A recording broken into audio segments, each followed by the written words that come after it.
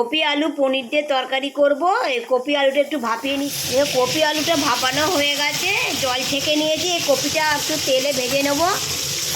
এই কপি দিয়ে দিয়েছি, একটু তেলে ভেজে নেব। কপি ভাজা হয়ে গেছে, তুলে নিয়েছি। এবার আলুগুলো দিয়ে দিলাম, আলুগুলো একটু ভেজে নেব। পনিরগুলো এরকম করে কেটে নিয়েছি। এবার পনিরগুলো একটু ভেজে নেব। কড়াই তেল দিয়ে দিয়েছি, তেল গরম হয়ে গেলে পনিরগুলো একটু ভেজে নেব। তেল গরম হয়ে গেছে, পনিরগুলো দিয়ে দিলাম। তো হলুদ দিয়ে দিয়েছি, একটু নুন দিয়ে দিলাম।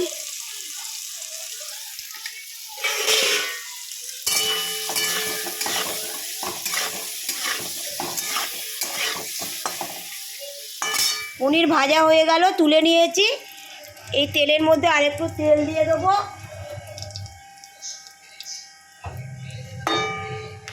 একটা লঙ্কা, একটু জিরে ফোড়ন দেবো।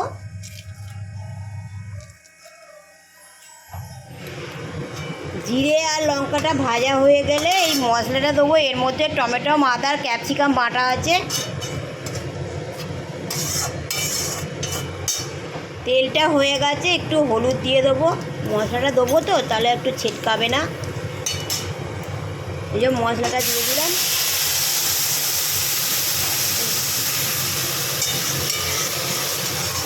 এই যে মশলাটা দিয়ে দিলাম।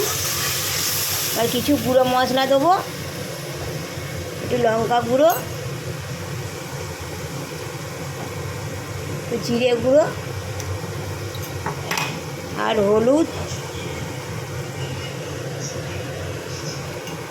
আর নুন দিয়ে দেবো একটু।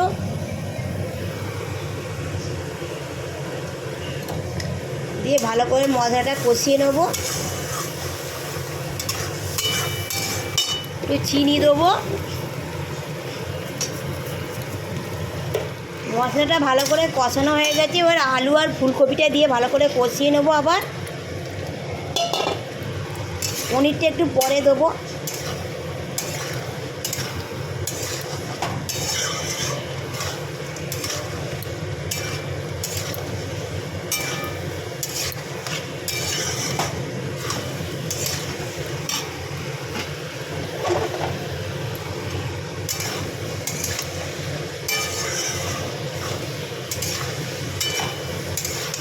মশলা আর আলু কপি ভালো করে কষানো হয়ে গেছে। এবার জল দিয়ে দেবো। জল দিয়ে দিচ্ছি।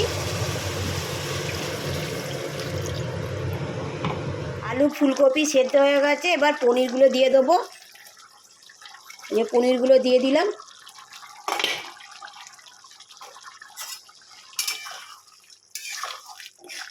দিয়ে আর একটু ফুটিয়ে নেবো, নিয়ে এবার নামিয়ে দেবো। যদি এই রেসিপিটা আমার ভালো লাগে তাহলে লাইক অ্যান্ড সাবস্ক্রাইব করে দেবেন।